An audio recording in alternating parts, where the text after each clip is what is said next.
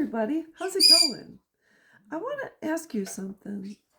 Do you ever consider yourself envious of those who have walked away, who have ghosted people, and who said, I don't want a relationship with you anymore, even though you're my sibling, my mom, my dad, my grandma, my grandpa, my uncle, my aunt, a friend, etc.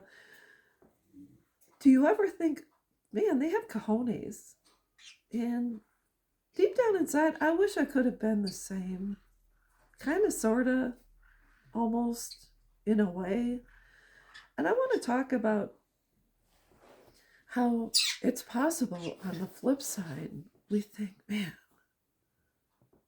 I got to look back to when I was younger and think, I stayed in more than one relationship longer than I should have.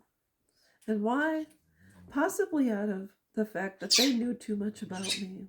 We were afraid they were going to spill our secrets.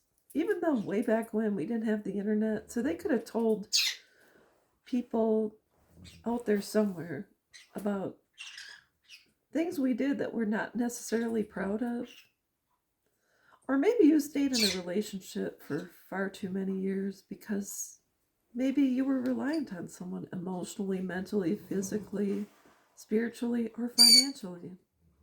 A lot of people like myself, I joined the military and didn't have a college education, so when I got married, we were living on a soldier pay, which was only $900 a month, plus basic allowance for housing, which was BAH back then. It was $400 a month or something for an apartment. But I was at home with our baby, so I couldn't just leave because I was dependent on someone else. And today we have sons and daughters who up and ghost their families, their parents, siblings, aunts, uncles, grandparents, childhood friends, college buddies. They just cut ties. And in a way, I think, where did they get the cojones to do that? I mean, when my daughters parted ways, I thought, okay. And then my oldest came back and told me about how rough it had been out there for her and her then boyfriend. That there was one time, I think she said, she was the one working. He was staying, I think he wasn't, maybe it was part-time, but she was carrying the bulk of the weight, and they were renting rooms from friends. And one time they were staying in a closet because they couldn't even afford a room. So this person had a closet, and that's where they slept. And they had a tough go of it. But they were out there and they said, to hell with it. I'm not going back home. I'm going to do it on my own, even if we're living in a square footage space. So, I mean, I've got to give it to them. There were times when I was young that I had toxic relationships and I just couldn't leave. I wasn't strong enough. So do they have more strength than we do? If we're going to flip this around, I said, deep down inside, I got to envy them a little bit because they have the cojones to walk away. A lot of us can admit we've stayed in relationships too long because of fear.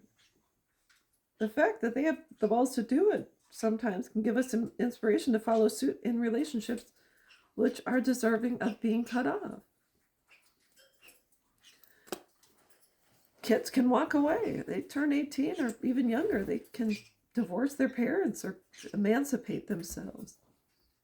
And we look and we say, oh my goodness, where do they get the audacity and the strength to do this? It's a double-edged sword. How many of us have stayed in relationships for too long when we say we know deep down inside we shouldn't be there? I see dysfunctional relationships all the time. I watch different shows. I'm like, why are they still together? Well, who's afraid of walking away? So in one instance, I envy them because I wish that would have been me. I tell you, it's tough. So anyways, let's think about it. Although, I gotta admit, could I do it today? I could. If I was in an unhealthy relationship, absolutely. But that's because I'm in a different position today. I'm a lot more secure in who I am, and financially, I've been retired for a while, so I could afford to go rent a place if I had to. It's not that I want to rent, but anyways, that's all I've got, and I will be back.